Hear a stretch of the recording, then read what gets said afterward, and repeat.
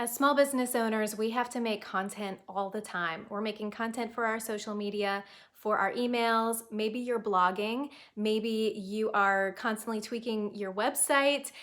There's just an endless amount of content that creation that we end up doing. So if you're ready to take your content up a level and get more engagement out of it, make it more interesting to your followers, lessen those unsubscribes and those unfollows, and I have a few tips.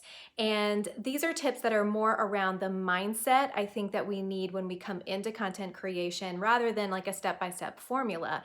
And a lot of times these are overlooked qualities that if we just pause and tap into, I think we will be much better content creators. So the first one is authenticity, and I know authenticity is thrown around, but what I mean by that is be careful about overhyping something or about looking at other people and what they're doing and constantly trying new things.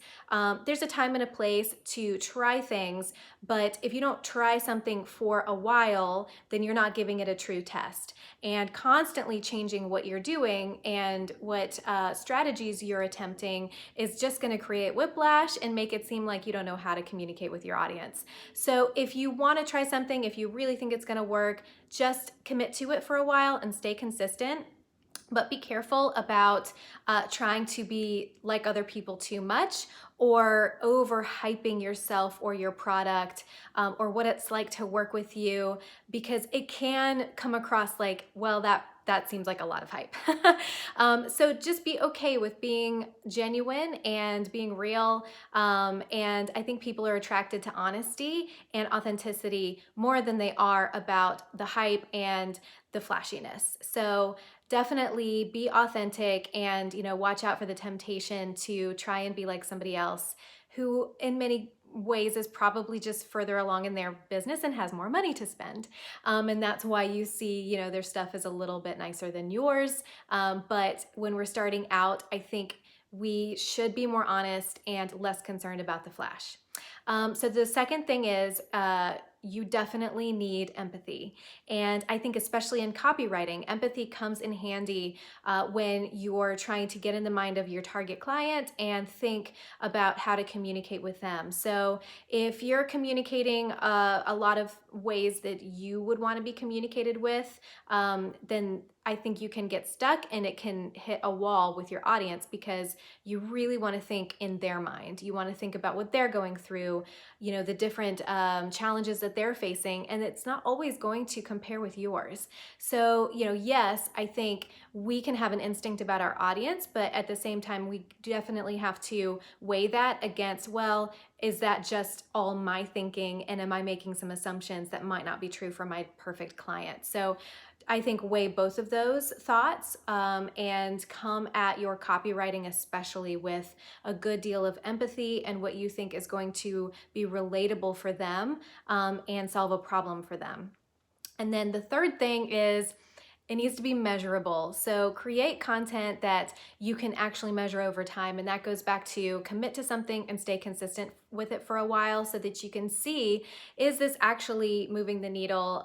Are people engaging with it? If you do like thematic weekly social posts, then don't dump it after the first try thinking, oh, that didn't work.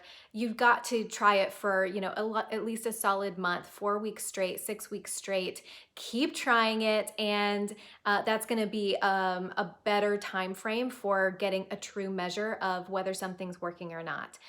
So, if you're going to try something, remember, you're going to commit to it for a while. And if you're like, ooh, I don't really want to commit to that, it seems like a lot of work, or it seems like way out of my comfort zone, then that might make the decision for you not to try that thing.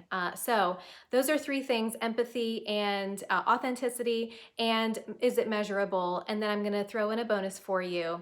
And this is just the hard truth. Not everybody is going to love your content, and that's okay.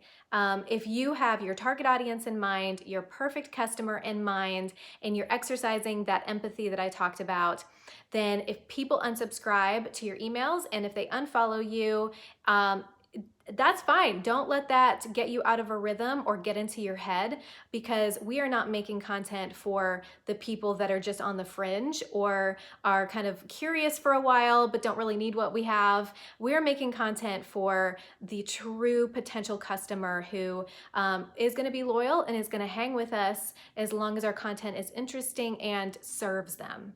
So those are some pointers for your content creation. I hope that helped you.